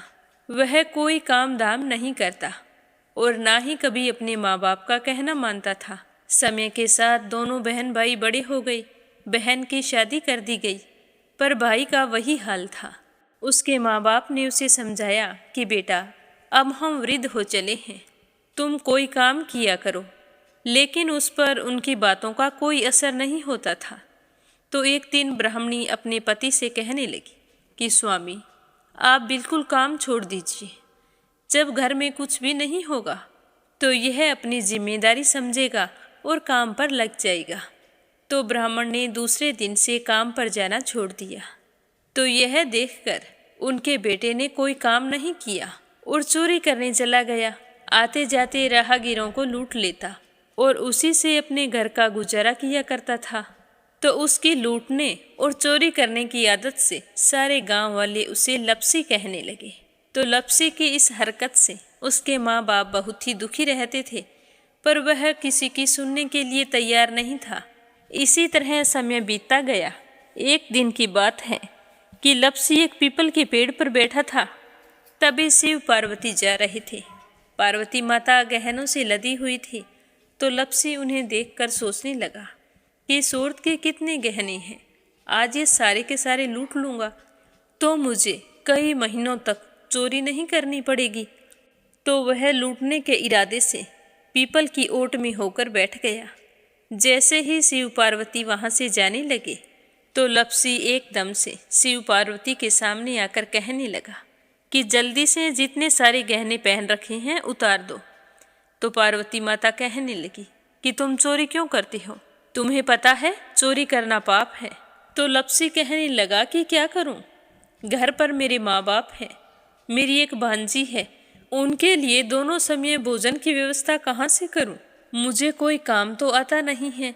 तो लप्सी की बात सुनकर पार्वती माता कहने लगी कि तुम जो चोरी करके पाप करते हो, इस पाप का भागी कौन बनेगा? तो लप्सी कहने लगा कि मेरे घर वाले सारे बनेंगे। तो पार्वती माता कहने लगी कि कोई नहीं बनेगा, पाप के भागी केवल तुम बनोगे। तो लप्सी कहने लगा कि मैं लूट खोस कर उन्हीं के लिए लेकर जाता हूँ, तो पाप के भागी तो उन्हें बनना ही पड़ेगा। तो लप्सी की बात सुनकर पार्वती माता ने हंसकर कहा कि हम यहीं पर बैठे हैं और तुम अपने घर जाओ, अपने घर वालों से पूछो कि कोई तुम्हारे पाप का भागी बनेगा क्या। तो यह सुनकर लप्सी भागा भागा अपने घर आया और अपनी माँ के पास गया और कहने लगा कि माँ, मैं चोरी करके लाता हूँ, राह चलते राहगीरों को लूटता हूँ, तुम्हारे लिए ही तो करता हूँ। तो तुम मुझे एक बात बताओ, चोरी करने से जो पाप लगता है तो आप मेरे पाप के भागी बनोगे। तो लप्सी की बात सुनकर उसकी माँ कहने लगी कि बेटा, मैंने तो तुमसे नहीं कहा कि तुम चोरी करके लाओ, तुम कमा कर लाओ, हमें तो 2 वक्त की रोटी चाहिए, मैं तो तुम्हारी पाप की भागी नहीं बनूंगी। तो माँ के मुंह से इस तरह की बात सुनकर लप्सी तो हैरान हो गया। फिर वह अपने पिताजी के पास गया और जाकर कहने लगा कि पिताजी, मैं जो कुछ भी लूट खोस के लाता हूँ वो आपके लिए ही तो लाता हूँ। देखो, मैंने लूट कर कितना धन इकट्ठा कर लिया है, कितने ऐशो आराम है तुम्हारे। अगर मैं चोरी नहीं करता तो क्या ये सब हमें मिलता। पिताजी, मैं तुमसे एक बात पूछता हूँ कि चोरी करने से पाप लगता है, तो उस पाप में आप मेरे भागीदार बनोगे क्या। तो लप्सी की बात सुनकर उसके पिताजी कहने लगे कि बेटा, मैंने नहीं कहा कि तुम चोरी करके लाओ, तुम कमा कर लाओ, मैं तुम्हारे पाप का भागी नहीं बनूंगा। तो माँ बाप के मुंह से इस तरह की बात सुनकर वह बहुत ही उदास हुआ और सोचने लगा कि मैं कितने महीनों से चोरी कर रहा हूँ, ना जाने मुझ पर कितना पाप चढ़ गया है, और ये तो बोल रहे हैं कि पाप के भागी हम नहीं बनेंगे, तो अब क्या होगा। तो वह बड़े ही दुखी मन से शिव पार्वती से मिलने के लिए चल पड़ा। जैसे ही घर से बाहर निकलने लगा तो उसकी छोटी सी भांजी दरवाजे पर खेल रही थी। उसे पता नहीं था कि पाप पुण्य क्या होता है, तो वो कहने लगी कि मामा, पाप की भागी मैं बनूंगी। तो उसके इस तरह कहते ही लप्सी ने उसे गोद में उठाया और चल पड़ा। शिवजी भगवान और पार्वती माता के पास जाकर कहने लगा कि घर वालों ने पाप का भागी बनने से मना कर दिया है और एक यही है जो पाप की भागी बनने को तैयार है। फिर लप्सी बड़े ही दीन स्वर में कहने लगा कि हे भगवान, मैं समझ गया हूँ कि चोरी करना पाप है। आज तक जो मैंने काम किया वो बहुत ही गलत था, लेकिन अब मैं इसका प्रायश्चित करना चाहता हूँ। अब तुम ही बताओ, मुझे मेरे पापों से मुक्ति कैसे मिलेगी। तो उसकी बात सुनकर शिव पार्वती बहुत ही खुश हुए और लप्सी को कच्चे सूत का एक छोटा सा गोला देते हुए कहा कि लप्सी, ये सूत लो और इस पीपल के चारों ओर परिक्रमा लगाओ। जब यह सूत समाप्त हो जाएगा तब तुम्हारे सारे पाप नष्ट हो जाएंगे। तो यह सुनकर लप्सी बहुत ही खुश हुआ। सोचने लगा कि छोटा सा गोला है, अभी लपेट कर घर चला जाऊंगा, उसके बाद में कभी कोई पाप नहीं करूंगा। फिर उसने अपनी बांजी को कंधे पर बैठाया और पीपल की परिक्रमा लगानी शुरू कर दी। अब भगवान का वह सूत खत्म कहाँ होने वाला था। लप्सी चक्कर लगाता गया पर वह सूत खत्म नहीं हुआ। चक्कर लगाते लगाते 1 महीने, 6 महीने, साल, पूरे 12 साल बीत गए पर वह सूत खत्म नहीं हुआ। 12 साल बाद एक बार फिर शिव पार्वती जी वहाँ से गुजर रहे थे तो पार्वती माता ने कहा कि स्वामी, चलो लप्सी को चलकर देखते हैं। तो शिवजी कहने लगे, वो चोरी करने वाला, लूटने वाला कब का चला गया होगा। तो पार्वती माता कहने लगी कि नहीं स्वामी, चलकर देखने में क्या जाता है, चलो एक बार देखते हैं। तो शिव पार्वती जी जैसे ही पीपल वृक्ष के पास आए तो देखा कि लप्सी तो अब भी चक्कर लगा रहा है। वहाँ चारों ओर गहरी खाई हो गई है और लप्सी की बड़ी बड़ी दाढ़ी, मूंछें, नाखून बढ़ गए हैं। तो यह देखकर पार्वती माता ने कहा कि देखो स्वामी, आप तो कह रहे थे कि वो कब का ही चला गया, देखो इसके मन में सच्ची भक्ति है। तो पार्वती की बात सुनकर शिवजी ने कहा कि चलो अभी देख लेता हूँ।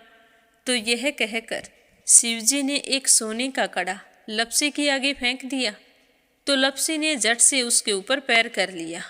फिर अचानक से उसका ध्यान शिव पार्वती जी की ओर गया तो वो हाथ जोड़कर कहने लगा कि भगवान, अब तो मेरे पाप समाप्त हो गए होंगे, आप मुझे यहाँ से जाने की आज्ञा दीजिए। आपका यह सूत अभी तक खत्म नहीं हुआ है।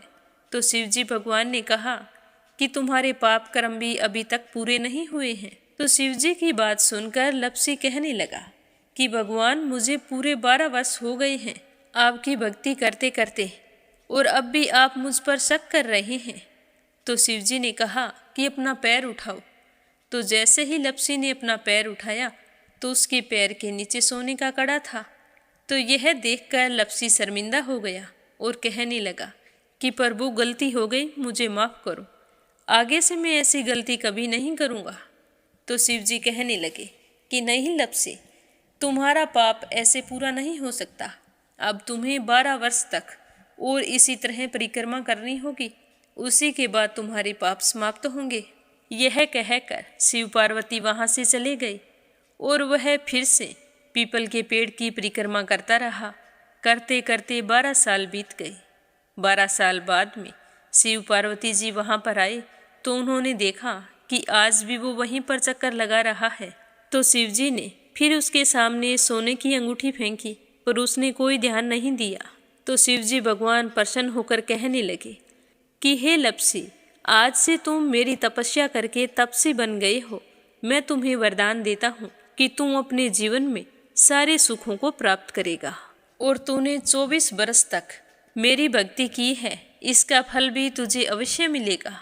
जो भी औरत गाय और कुत्ते की रोटी नहीं बनाएगी, उसका पुण्य फल तुम्हें मिलेगा। आंगन लीप कर दहलीज नहीं लीपेगी तो उसका पुण्य फल भी तुझे ही मिलेगा। अगर हमारे घर की बहन बेटी को हम सूट, तीवल या साड़ी भेंट स्वरूप देते हैं तो साथ में मोली का धागा और कुछ रुपए नहीं देंगे तो उसका पुण्य फल भी तुम्हें ही मिलेगा। अगर कोई दिए से दिया जलाएगा तो उसका पुण्य फल भी तुम्हें ही मिलेगा।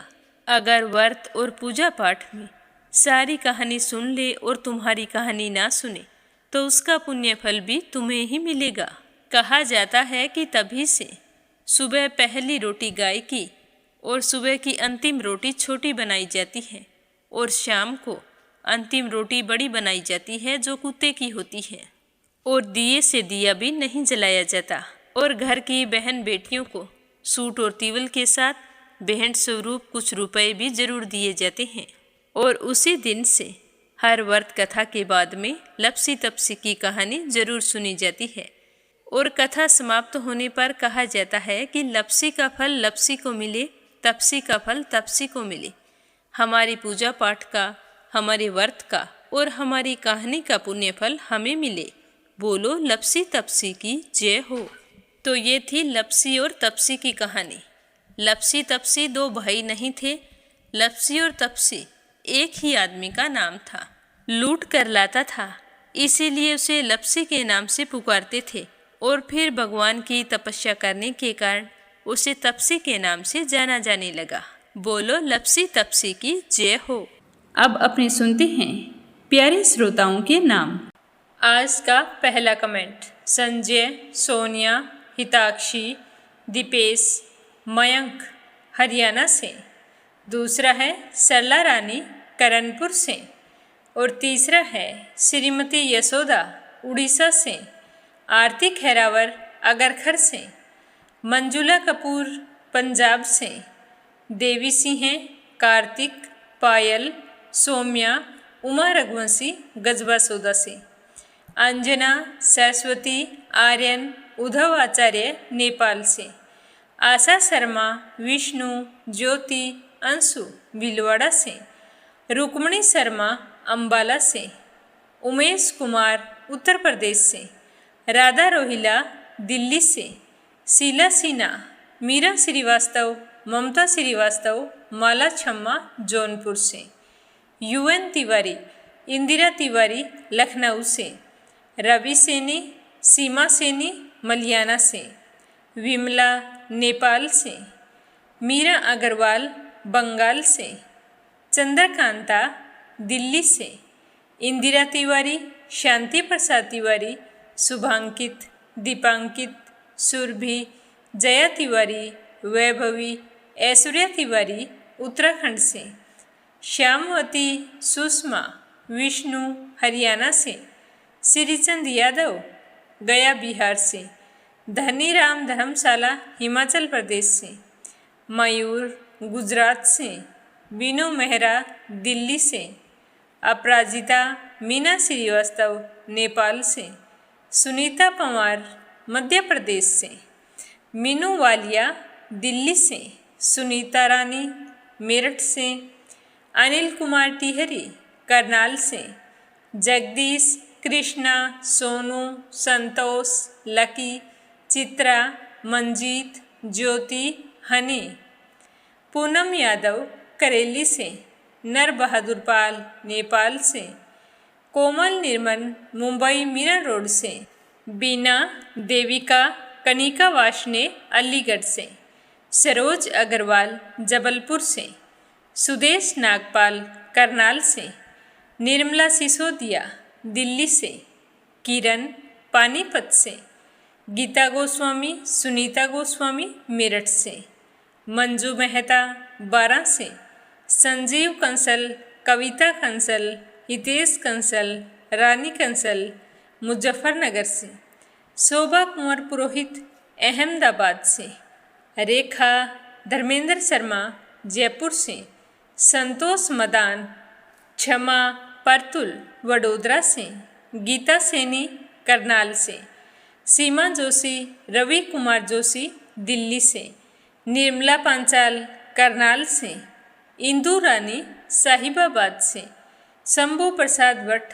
स्नेहिल, पूर्णिमा देवी भट्ट उत्तराखंड से, नीलम जायसवाल हैदराबाद से, रामावती देवी जगवीर सिंह, रुद्र कुमार, रवि कुमार, राहुल कुमार, अनुज कुमार, ज्योति, वंदना, भावना, आराध्या, अनाया, अविका, तोलू मोलू मेरठ से, मोनिका नागर तिगांव से, वीणा कालड़ा आगरा से, सुमन चांदोरा जोधपुर से, मंजू चौधरी भीलवाड़ा से, सीमा गोयल, सतपाल गोयल पानीपत से, शांताबेन वाघेला गुजरात के मंडल से, कमलेश भल्ला जम्मू से, सावित्री ईश्वरलाल रामचंदानी गाजियाबाद से, निर्मला सिसोदिया भदौरिया से, संगीता नागर तिगांव से, रजनी बड़ोला उत्तराखंड से, योगेश्वरी भटनागर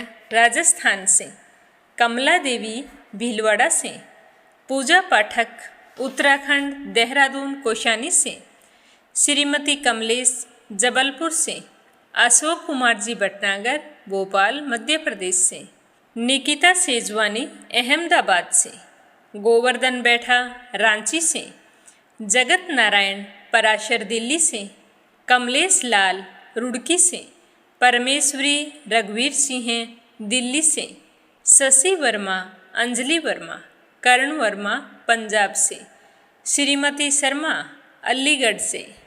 आप सभी श्रोताओं का बहुत बहुत धन्यवाद। अपना साथ और सहयोग हमेशा इसी तरह बनाए रखना। श्री हरि के आशीर्वाद से आपकी सारी मनोकामनाएं पूर्ण हों। आप सभी की मंगल कामना के साथ ओम नमः शिवाय। हर हर महादेव।